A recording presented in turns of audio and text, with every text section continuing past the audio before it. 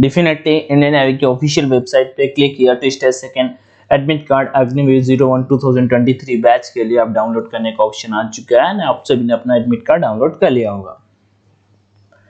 मैंने ये चीज भी शेयर कर दी कि आपको एग्जाम सेंटर में क्या क्या डॉक्यूमेंट्स लेके जाने हैं। नहीं पता है तो डेफिनेटली आपको एक वीडियो बनाया था आज से 2 से 3 दिन पहले, आप डेफिनेटली उसे देख लीजिएगा। मैंने उसमें अच्छे से चीजें एक्सप्लेन करी हैं और जो भी चीजें ले जाइएगा उसमें डॉक्यूमेंट्स का अच्छे से ध्यान रखिएगा और कोई डाउट आ रहा हो तो डेफिनेटली कमेंट सेक्शन में भी आप आस्क कर सकते हो। अब इंपॉर्टेंट चीज क्या होगी देखो, फेज सेकंड एग्जाम पे जो सिलेक्शन का प्रोसेस होगा, मैंने आपको 2 से 3 जीके की क्लासेस कराई। फिर मैंने सोचा अगर कुछ क्लासेस वगैरह अगर कराते रहे ना तो फिर आप कुछ नया मतलब सीखने के चक्कर में पुराना सब खा जाओगे। और मेरा क्या मोटिव था कि आप पुराना वाला रिवाइज कर लो अच्छे से। डेफिनेटली फेज सेकंड पे तभी सिलेक्शन होगा जब आपने जो चीजें पहले पढ़ी है ना उन्हीं चीजों को आप अच्छे से रिवाइज कर लोगे। ओके, कुछ भी आपको एक्स्ट्रा पढ़ने की जरूरत नहीं है।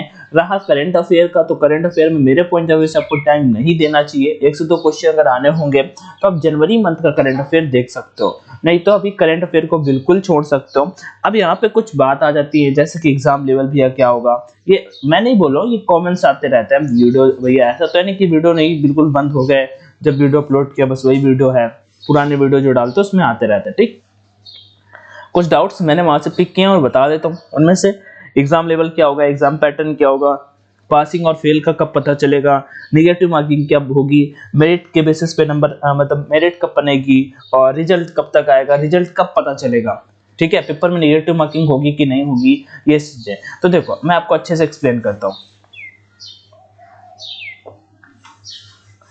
ठीक है, तो अब देखो इंडियन नेवी का फेज सेकंड एग्जाम कब का पेपर होने वाला है। इसमें चीजें क्या हैं मैं आपको आपकी जानकारी के लिए बता दूं। इंडियन नेवी ने हमें कुछ भी नहीं बताया, बस नेवी ने हमें ये बताया कि आपका फेज सेकंड का एग्जाम होगा और फेज सेकंड एग्जाम में आपके 3 टास्क होंगे। इसमें पहला टास्क आपका फिजिकल होगा, ठीक है, दूसरा टास्क आपका रिटन होगा और तीसरा टास्क आपका मेडिकल होगा। प्री मेडिकल होगा, नेवी का मेडिकल उतना डिफिकल्ट नहीं होता तो मेडिकल को लेके ज्यादा टेंशन मत लीजिएगा। हाँ, ईयर वैक्स टीथ क्लियर करा लो तो बेहतर रहेगा। ओके, अब ये 3 टास्क आपके होने हैं। अब इनमें भी कंफ्यूजन है, नेवी ने क्लियर मेंशन है कि अगर ऑफिशियल नोटिस के बेसिस पे देखे तो पहले वो फिजिकल करा रहे हैं और मुझे भी लगता है कि फिजिकल वो पहले कराएंगे क्योंकि उनको लड़के छांटने हैं। ठीक है, गर्ल्स एंड बॉयज दोनों को, मतलब वो अगर कुछ लड़के कम करेंगे तो इधर कर सकते हैं, पहले इधर कम कर देंगे। Okay, physical. और पहले क्या, जैसे मैंने ऑफलाइन एग्जाम्स दिए हैं, क्रैक भी किए हैं, तो मेरा क्या प्रोसेस होता था कि पहले वो रिटर्न कराते हैं, रिटर्न में कुछ लड़के ऑफलाइन में तुरंत रिजल्ट डिक्लेयर कर देते हैं।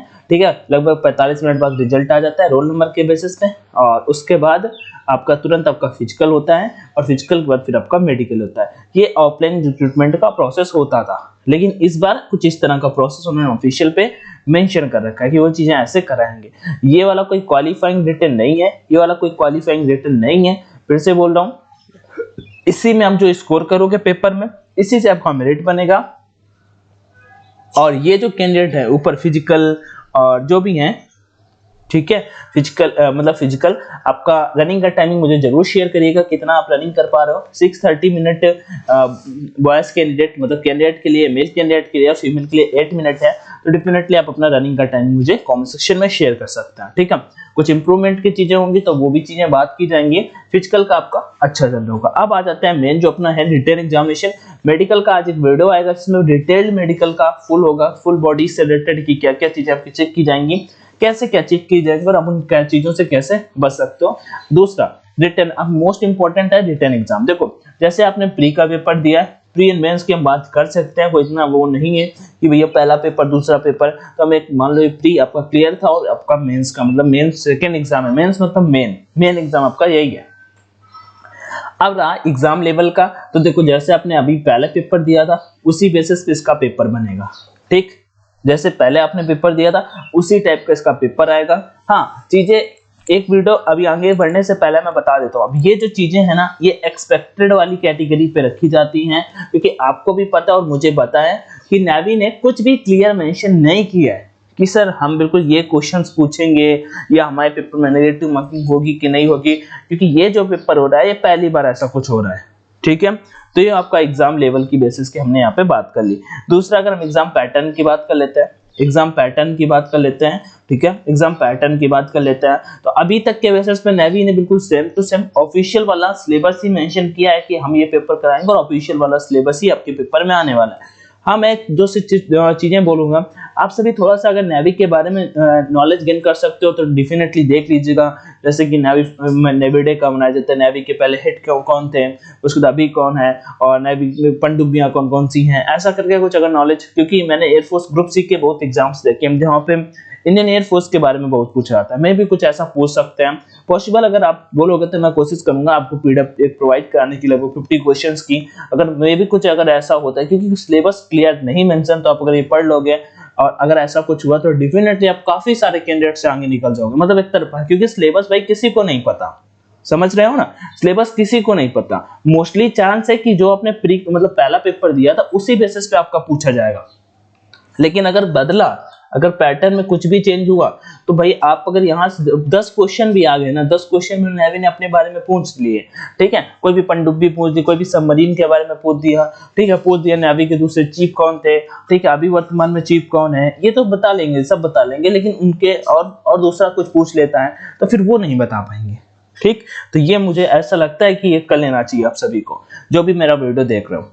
अब एग्जाम पैटर्न की बात वही कर लेते हैं। तो जैसा अभी ऑफिशियल पे था 25 25 25 25, अभी तो हम वही चीजें बताएंगे। पढ़ने के लिए आपको कुछ भी एक्स्ट्रा नहीं पढ़ना, जो आपने पढ़ा है वही पढ़ो। रीजनिंग जीएस वाले सेक्शन में आप जीएस पढ़ना बंद कर दो, जीएस वाले सेक्शन में जीएस पढ़ना बंद कर दो। आप रीजनिंग पे यहाँ पे 7 से 8 क्वेश्चन आएंगे, वो आप अच्छे से कर लोगे। आप यहाँ पे मैथ्स की डेली प्रैक्टिस कर सकते हो। मैथ्स भी अगर आपका स्ट्रांग है या फिर आप मॉडरेट भी है तो डेली अगर आपको किसी भी, आपको मैं कहता हूँ 5 को है तो फिर 100 क्वेश्चन लगाओ, 10 को है डेली का 100 क्वेश्चन का टारगेट रखो। डेली आपको 100 क्वेश्चन लगाने हैं मैथ्स के, बस मिनिमम 100 क्वेश्चन लगाने हैं।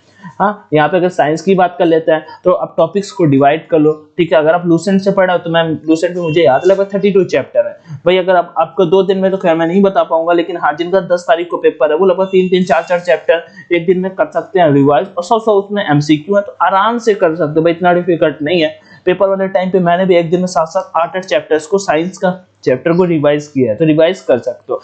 रहा इंग्लिश में वोकैब सेक्शन को अभी आप बिल्कुल छोड़ सकते हो। अगर अब देखो, मैं उनके लिए बता रहा हूँ जो मीडियम मॉडरेट है, ठीक है, और जो बिल्कुल स्ट्रांग है, जिनका वोकैब्स जो बचा है केवल रिवीजन करने के लिए, वो छोड़ सकते हैं। उनके लिए मैं कुछ भी ऐसा नहीं बोल रहा हूँ, ठीक है, वोकैब्स छोड़ सकते हो। डायरेक्ट के, एक्टिव पैसिव के वो रूल्स आप एक बार देख लो ना तो स्कोरिंग हो जाएंगे, ठीक है। पैसेज आएगा तो पैसेज आपका स्कोरिंग हो जाएगा। ये आपका रिवीजन का कुछ पैटर्न हो गया, अगर इस टाइप का कुछ आपका सिलेबस और पेपर का पैटर्न रहता है। उसके बाद अगर बात कर लेते हैं पासिंग और फेल का, देखो यहाँ पे अब इसकी भी प्रोबेबिलिटी हो जाती है भैया, पास और फेल। देखो पेपर जब मैंने ऑफलाइन रिटन एग्जाम दिए हैं, ऑफलाइन रिटन एग्जाम दिए, उसमें क्या होता था, हमें जस्ट बता देते हैं कि आप पास हो कि फेल। इधर कोई अभी क्लियर हमें नहीं पता है कि आपको पास करेंगे कि फेल करेंगे, क्योंकि इसके पीछे का रीजन क्या है भाई। पहले क्या होता था, अगर फेल तो भाई सीधा आपको घर जाना पड़ेगा, लेकिन अगर पास कर लेते हो, मुझे लगता है कि यहाँ पे सीधा मैं अगर गट्स फीलिंग आ रही कि पास करेंगे, पास और फेल का रिजल्ट उसी दिन आ जाएगा, पास और फेल का रिजल्ट उसी दिन आ जाएगा। अगर ज्यादा ना, क्योंकि हमें अभी ये चीजें भी क्लियर नहीं मेंशन है कि कितने लड़कों को शॉर्ट लिस्ट किया है, फिर भी काफी सारे लड़के किए गए हैं। तो अगर वो पास फेल के बेसिस पर अगर वो पास और फेल उसी दिन बता देते हैं, ठीक है, तो फिर क्योंकि वेरी डिटेल अगर उन्होंने, मैं कहता हूँ एग्जाम्पल देता हूँ, 300 लड़कों का रिपोर्टिंग होगा और 150 लड़के, मैं कहता हूँ 150 इसमें लड़के लड़कियां दोनों है, ठीक है, 300 में लड़के लड़कियां दोनों है, और इसमें मैं कहता हूँ लगभग 100 बाहर हो जाते हैं रनिंग में, इतने बाहर हो जाएंगे रनिंग और फिजिकल में, क्योंकि 12 को सब भी करनी है। अब यहाँ पे बचे कितने, टोटल 200 बचे। अब 200 कहता हूँ रिटर्न देंगे, अगर 200 रिटर्न भाई मेरे देंगे तो फिर 200 का मेडिकल करना पड़ेगा, और 200 का मेडिकल करना एक दिन में ठीक है, सॉरी, 200 का मेडिकल करना एक दिन में बहुत डिफिकल्ट टास्क हो जाता है। ये चीजें आपको भी समझ में आ रही होंगी। तो मेरे पॉइंट ऑफ व्यू से जैसे पहले होता था मैंने बताया ना आपका अपना प्रोसेस कि पहले मैंने रिटर्न दिया, उसके बाद मैंने फिजिकल रिटर्न का तुरंत आधा एक घंटे बाद रिजल्ट आया था, मेरे हाथ पे वो लिख देते थे नंबर, आपका रोल नंबर जो होगा यहाँ पे लिखा होगा, आपने देखना है यहाँ पे लिखा होगा। उसके बाद अपना रिटर्न के बाद तुरंत आपका फिजिकल होता था, फिर मतलब रिटर्न के बाद रिजल्ट आता था, हाँ, और उसके बाद आपका मेडिकल एग्जाम होता था। तो ऐसे इस वाले चांस की यहाँ पे प्रोबेबिलिटी बहुत ज्यादा है, ठीक, क्योंकि आप यहां से समझ जाओ कि भैया अगर यहाँ पे 350 या 300 लड़कों को रिपोर्ट करेंगे और लगभग 100 लड़के बाहर हो जाएंगे फिजिकल में, इतने तो आराम से बाहर होंगे। देखना फिजिकल डिफिकल्ट होने वाला, बहुत कम टाइम मिला है लड़कों को, सबने बंद कर रखे थे। अब आ जाते हैं एक चीज और इम्पोर्टेंट, जो पेपर है ना, ठीक है, उसमें नेगेटिव मार्किंग होगी कि नहीं। देखो मैं आपकी जानकारी के लिए बता दूं, मैंने दिल्ली सेंटर पे दिया है आपका पेपर और जालंधर सेंटर, ठीक है। यहाँ पे नेवी का उतना कुछ सिस्टम वो अवेलेबल नहीं होता। नेवी अपने सेंटर पे आपका फेस चेक-इन करा रही है, तो वहां पे उनके पास 350 या 300 कंप्यूटर नहीं होते हैं। इस वजह से मैंने हमेशा ऑफलाइन एग्जाम सुने हैं और ऑफलाइन एग्जाम देखे हैं, ठीक है, दिए भी हैं। तो ऑफलाइन एग्जाम होने के बहुत ज्यादा चांसेस है, सबसे ज्यादा चांसेस है कि आपका पेपर ऑफलाइन होगा। और तभी नेवी ने 2 पेन आपसे भी मंगाए हैं, ठीक है, 2 पेन भी आपसे मंगाए। और चीजें हमें वैसे हमेशा नहीं बताया कि इतना पेपर आप ऑफलाइन कराएंगे ऑनलाइन कराएंगे, लेकिन ऑफलाइन पेपर होने के बहुत ज्यादा चांसेस है। इंपॉर्टेंट बात यह है, जिनका 5 तारीख को मेडिकल मतलब पेपर है, उनको तो मैं उतना श्योरिटी के साथ नहीं बता सकता, लेकिन 6 से जिनका भी है उनको टेलीग्राम पे सुबह से पता चलने लगेगा कि भैया कैसा क्या प्रोसेस हो रहा है। अपने पास बहुत सारे लड़के हैं इस बार, तो सबको मैं टेलीग्राम पे पहले से पहले अपडेट करता रहूंगा। ऑनलाइन एजुकेशन के नाम से अपना टेलीग्राम चैनल है, जो भी नहीं जुड़े हो डेफिनेटली जुड़ जाइएगा। ऑनलाइन एजुकेशन के नाम से लिंक डिस्क्रिप्शन बॉक्स में, लगभग 30,000 लोग हैं पर वहां पे भी। चलिए, तो 350 मतलब ये तो एक रिपोर्टिंग का था। पेपर में नेगेटिव मार्किंग होती है कि नहीं होती है, तो यहाँ पे पेपर में नेगेटिव मार्किंग नहीं होती है। ऑफलाइन पेपर में नेगेटिव मार्किंग आपकी नहीं होती है। जो ऑफलाइन पेपर होता है ना, उसमें कोई भी नेगेटिव मार्किंग का सिनेरियो नहीं होता है नेवी का, ठीक। अभी तक का डेटा भाई ये है, अपने मन से चीजें नहीं बता रहा हूँ। हाँ, अगर आपको नहीं पता तो डेफिनेटली आप गूगल कर सकते हो, चेकआउट कर सकते हो, ऑफिशियल के बेसिस पे बता रहा हूँ, कोई टेंशन लेने वाली चीज नहीं है। चलिए आगे बढ़ता, ठीक। अब फाइनल रिजल्ट कब आएगा? फाइनल रिजल्ट तो वैसे आपकी जानकारी के लिए बता दूं कि अप्रैल में आना था, ठीक है, 20 से 22 अप्रैल तक आ जाता, 20 से 22 अप्रैल तक। लेकिन हाँ, आ भी सकता है, क्योंकि देखो मैं बताता हूँ क्यों आ सकता है। अभी आज जो तारीख हो रही है, मैं 3 अप्रैल को वीडियो शूट कर रहा हूँ। नेवी ने बोल रखा है कि मतलब एंड तक क्या उन्होंने 2023 अप्रैल मेंशन कर रखा है मेरिट के लिए। तो भाई 15 अप्रैल तक आपका होना ये चीजें, 15 अप्रैल तक आपका फेस सेकंड एग्जाम चलेगा और इसके बाद ही आपका स्टार्ट हो जाएगा तुरंत, मतलब लगभग 10 दिनों में मेरिट बना के अपलोड कर देंगे। उसमें क्या है, क्योंकि सारी चीजें कंप्लीट हो जाएंगी। फाइनल मेडिकल आपका चिल्का पे होगा। लेकिन एक चीज मुझे और समझ में नहीं आई, अभी यहाँ पे होगा आपका री मेडिकल एग्जाम, ठीक, री मेडिकल, और री मेडिकल एग्जाम मिलता है 21 दिन।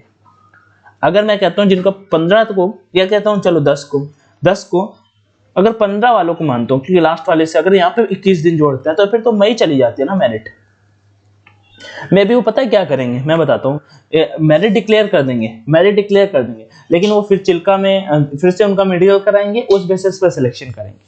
हो सकता है कि अप्रैल में ये आपका मेरिट आ जाए। तो कुछ इस तरह का था। ज्यादा यहाँ पे बिल्कुल श्योर शॉर्ट चीजें नहीं थी, लेकिन फिर भी ऐसी चीजें थी जो कैंडिडेट को नहीं पता थी और बहुत सारे डाउट्स आ रहे थे। तो मैंने काफी सारी चीजें क्लियर करने की कोशिश करी है।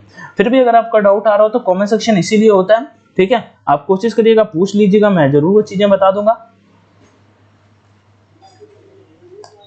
बाकी वीडियो को दोस्तों के साथ में शेयर कर दीजिएगा, और मेडिकल रिलेटेड कोई डाउट हो तो कमेंट में बताइएगा। अपना रनिंग का टाइमिंग मुझे कमेंट में कमेंट करके बताइएगा, भैया मेरा इतना रनिंग आ रहा है, या जो भी हो डेफिनेटली बताइएगा। थैंक यू वीडियो देखने के लिए। वीडियो लाइक करना मत भूलिएगा। ध्यान रखिए, मस्त रहिए, स्वस्थ रहिए। जय Hind and all the best. Take care everyone. Thank you, take care.